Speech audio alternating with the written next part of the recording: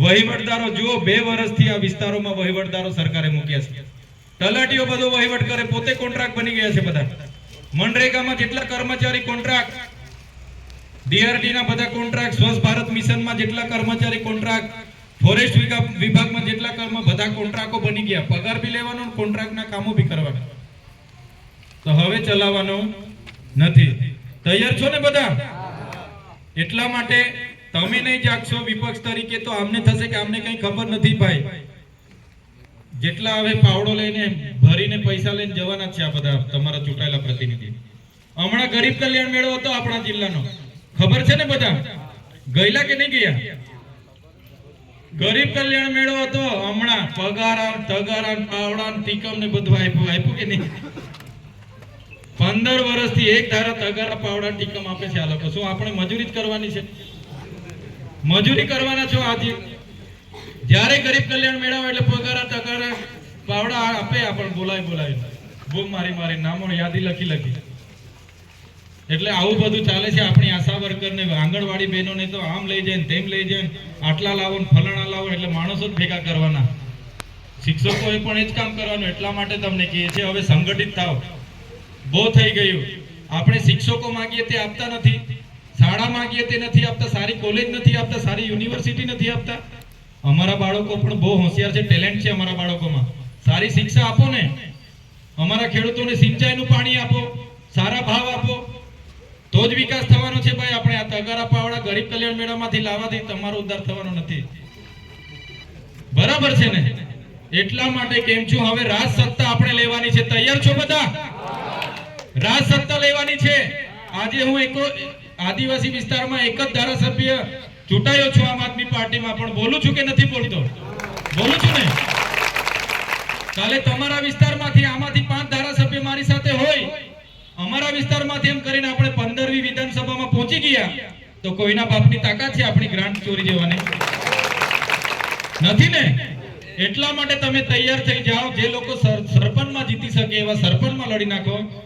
ગામ પંચાયતના સભ્યમાં જેમની કેપેસિટી હોય સભ્ય બની જાઓ.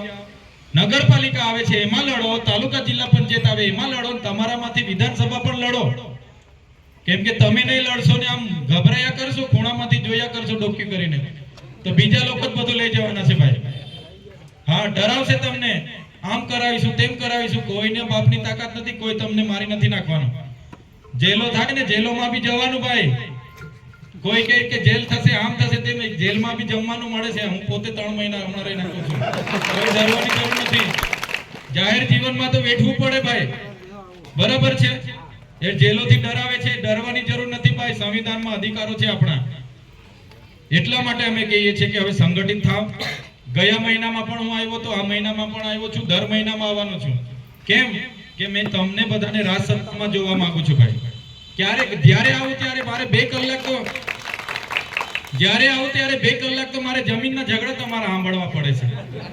ભાઈ ભાઈના ઝઘડા, ભાઈ ભાઈના. પેલા હેડો કાપી લીધો, પેલો મારે તા ખેડી ગયો. હેડાના ઝઘડા માટે માથા તોડ નાખો. કોઈ બહારના લોકો જમીનો રોડ પર લઈ જાય, નેરોમાં લઈ ગયા, બધામાં જમીનો લઈ લીધો, તારે કોઈ બોલવા બહાર આવ્યું નથી. ને ભાઈ થોડો હેડોમાં ખોદી જાય એટલે બીજા દિવસે તો એના માથા ફૂટી જાય. થાય છે કે નથી થતું? એટલે હવે ગંભીરતાથી કેમ છું, આપણા યુવાનોને બી કહી દેજો ભાઈ. હમણાં નોરતા ચાલે છે, શ્રદ્ધા ભાવના બધું બરાબર છે રાખવાનું. રાતે 10 વાગ્યાથી નાચો, 5 વાગ્યા સુધી નહીં ચાલે ભાઈ. બરાબર છે ને? કઈ વાંધો નહીં, નાચો, ચાલો 5 વાગ્યા સુધી નાચો, પણ એટલી મહેનત તમે ભણવામાં બી કરો.